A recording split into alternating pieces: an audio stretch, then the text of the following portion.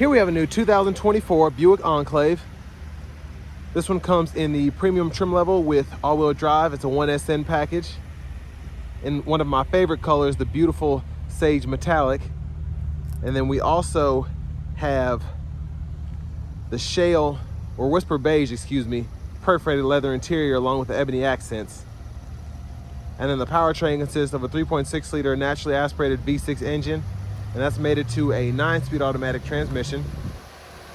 As we come around to the front end here, LED headlamps along with LED daytime running lights. And to really feel the presence of this, you have to look at it from here, and then it really looks like a Traverse, almost identical, just with different lights. Just the body angles and all of that, but I love this front end, the front fascia here. It's very modern looking, and I don't see any black plastic showing. That's great, everything's gloss black. As we come around to the side here, we get these chrome finish 20-inch aluminum wheels. We get passive keyless entry on all 4 doors. I love how the sage metallic sparkles. It looks fantastic. Power door lock controls are here. And then we have memory seating, so we can just hit a button to recall or hit set and then press the number we want to set it to. Power side mirrors, we can pick a side there, turn them on and off, then adjust using this dial here. And then we have a rear window lock. The side mirrors do power fold, and then we have blind spot monitors in those. And then we have express down on 3 windows, and then automatic one touch up and down on the driver's side. Storage, bottle holder. Bose sound system, I tested it out. It's very loud, it's really in your face, so I like that. And then we have our power liftgate control here. We can set that to off 3/4 or max, and we can open and shut it by pushing the button there. Electronic parking brake is there. Just press that to engage, hit the brake, press it again to disengage. Heads up display, we can control the height of it, the info that's shown, and the brightness here. And then we do have a power tilt and telescoping steering wheel. And then here we have our power driver seat here. Love this seat. We have power seat bottom, power seat back, 4-way power lumbar. And then we also have the massage function, which is just this button here. And then it's probably gonna be hard to see through this glass, but that sticker price is $57,085. And we have the adaptive cruise and wheel package, which I think is great to just have that if you don't want to necessarily go up to the Avenir.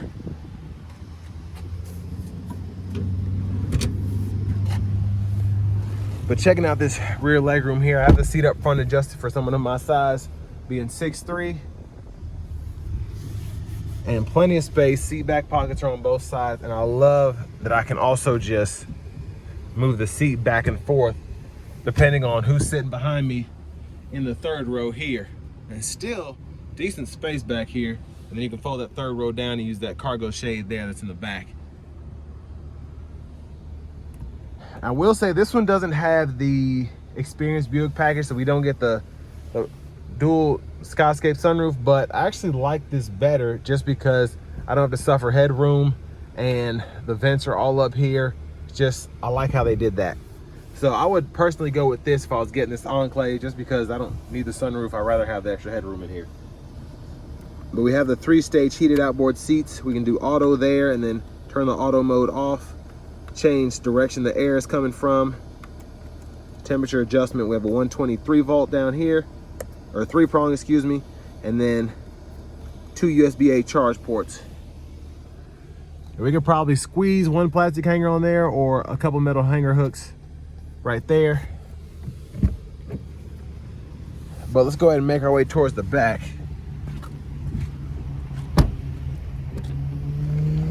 Fuel fillers right here.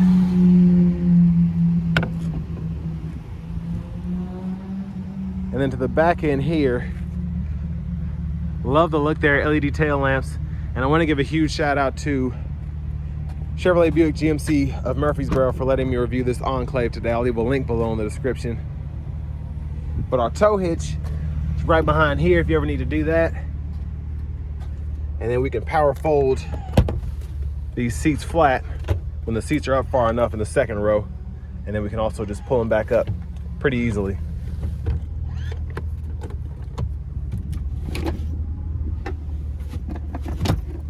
cargo net that comes here, 12 volt. And that button is right in there for the lift gate. Look underneath there, we do have the dual exhaust. Now as we come around to the rear passenger side, these seats do fold flat. If you want to get that going, all you have to do is just pull here. And then there you go. I think this might be in the way, that's why it folded so slowly. And then you can just fold it back into place to use it as a seat again. But I love having the bottle holders on the door panel here, especially if you had a sippy cup or something like that. Now I do wish the GM would just go ahead and put the rear blinds in these SUVs. They're like the last people to do so. But here we have the front passenger seat, pretty much same adjustability, including that massage function, which is great. It's a 12 volt there. And then glove compartment here. Now, one thing I think is great is that 12 volt there, you can get an inverter, and then you can like charge your laptop in the front passenger seat, and if you don't want to have to hook it all the way in the back there, if that's a big deal. Or you just have access to use 2 household outlets. I guess I didn't pop the hood, so bear with me 1 second.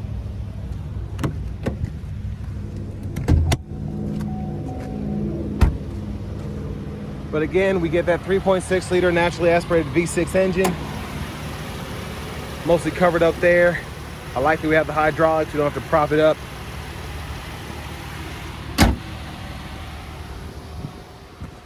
But let's go ahead and hop back in the driver's seat. Get out of this 100-degree weather. So, leather wrap steering wheel here.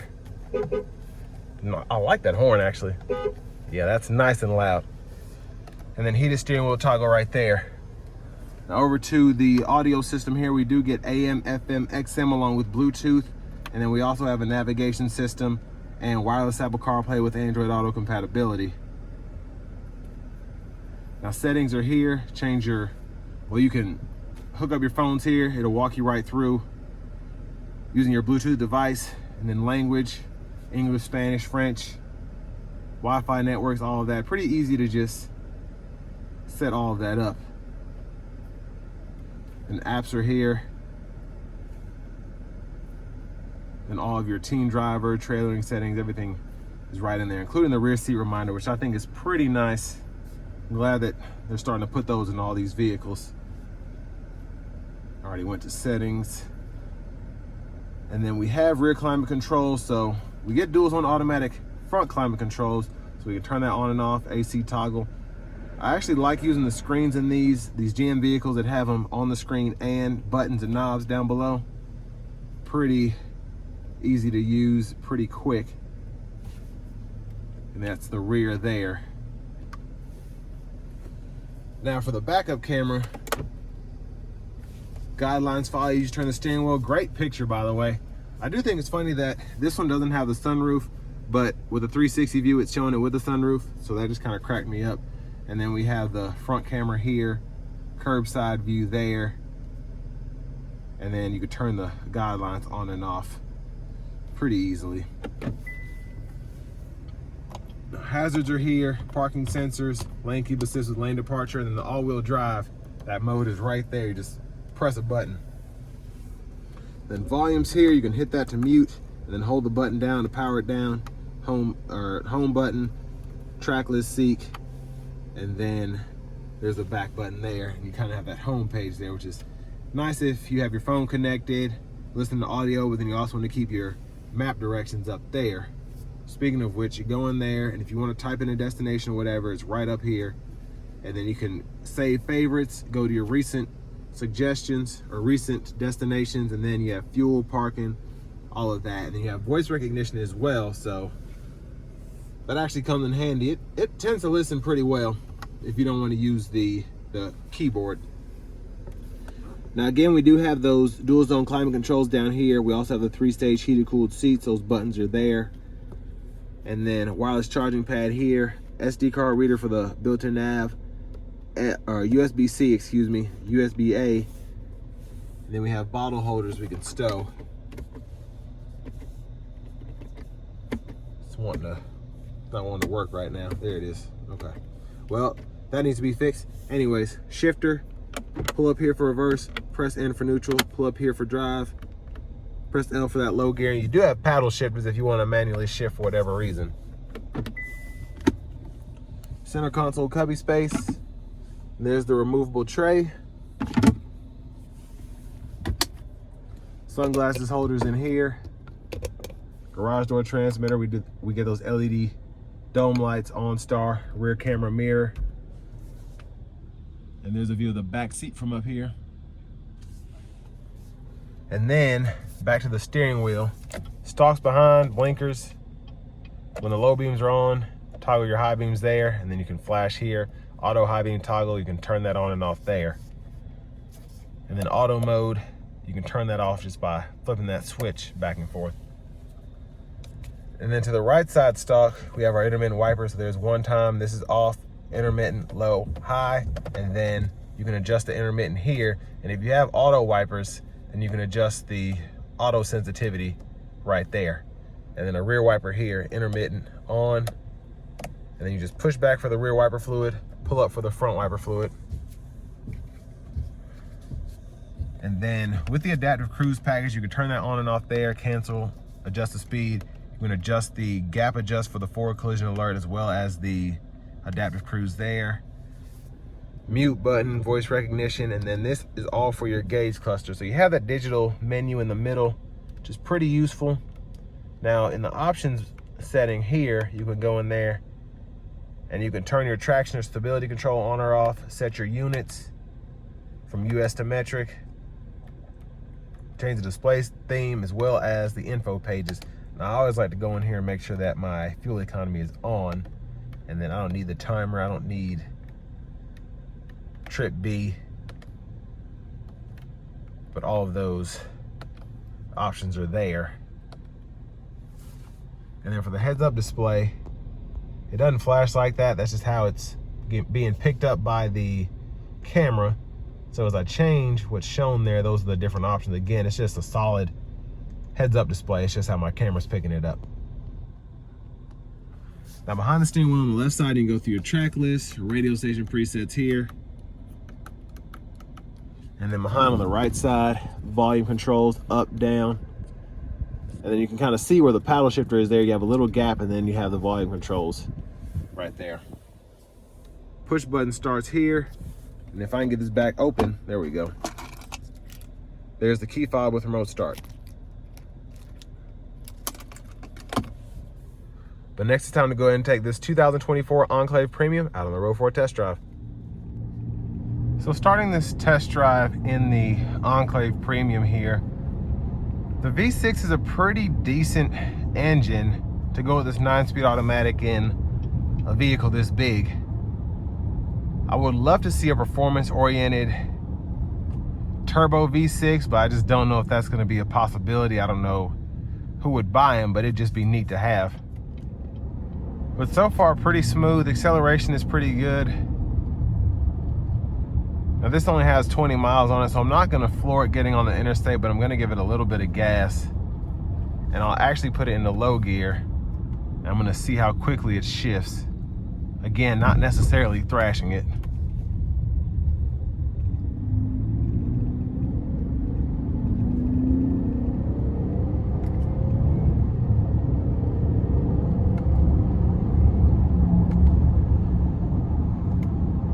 So shifts are relatively responsive, specifically downshifts in this low gear here. Now you can't use the paddles unless you are in the low gear, because in drive here, as you can see, it's not letting me do anything.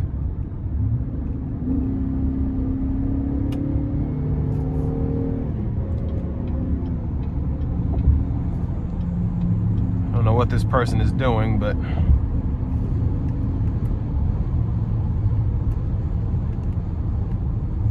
the adaptive cruise is on there.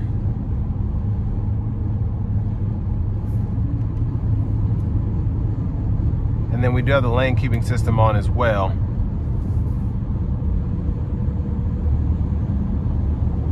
So the lane keeping system isn't a lane tracing system like you get in some vehicles. All this does is just kind of ping you in and out as you start to go out the lines. So kind of like Chrysler's Lane Sense, not like Nissan's ProPilot or Ford's Co-Pilot, but still a pretty good system for what it is. Now, if you want that semi-autonomous feel, you can of course get Super Cruise on select GM models, which is a fantastic semi-autonomous driving system. But ride, of course, is very smooth. It is a Buick and it's the top of the line Enclave. Gas pedal feels good, brake pedal feels great. Now, one of the coolest things about these rear camera mirrors that they're putting in vehicles is it really gives you, you always want to do a blind spot check, in my opinion, but it's just crazy how you have all these additional safety features that we didn't have when I was learning how to drive. So as long as my blind spot monitor isn't going off and I can see the vehicles kind of behind me in the rear camera mirror, it just gives you, again, an extra layer of protection if you didn't want to do a head check and just use the turn signal and get over, because you can see if they're in that mirror there, they're far enough behind you where you can get over. And of course you can kind of see how fast the vehicle's going behind you, things of that nature. So it's a cool feature to have. And again, you kind of have just an ease of driving, especially on more open road, where you don't necessarily have to break your neck for visibility. And the visibility in these is still very good, in my opinion, for a 3-row SUV. But again, on top of that, having the blind spot monitors, having the rear camera mirror, and it just makes highway driving that much easier with all these features, on top of having the adaptive cruise and the lane keeping system. You just kind of have to stay awake. Now, for the money, I think it's a very good option, specifically if you like having a naturally aspirated engine that you're not worrying about getting fixed over the years. It's just a simple, tried and true engine that GM's had for at least a decade, a little over a decade at least. I know it was in the first Camaros, having this 3.6 liter V6. It's just easy to work on, easier to work on, let me put it that way, and it has the power that you need for everyday driving. It's not as much fun to drive as maybe a turbocharged engine, but reliability wise and then just maintenance wise, it's one less thing you have to worry about. And if you're getting a Buick Enclave, you're probably not going to want to be racing anybody or taking it to the track. So you get a little better fuel economy and you're still able to hold 7 people comfortably. Now, I would like to see an interior refresh, which we might see here soon. On this Enclave, this is fine, but I kind of want something like the Cadillac Lyriq, where you kind of have that kind of curved screen. That'd be pretty neat. But still a good SUV for the money, especially if you plan on keeping it. And this will bring me to the end of my review of this 2024 Buick Enclave Premium with all-wheel drive.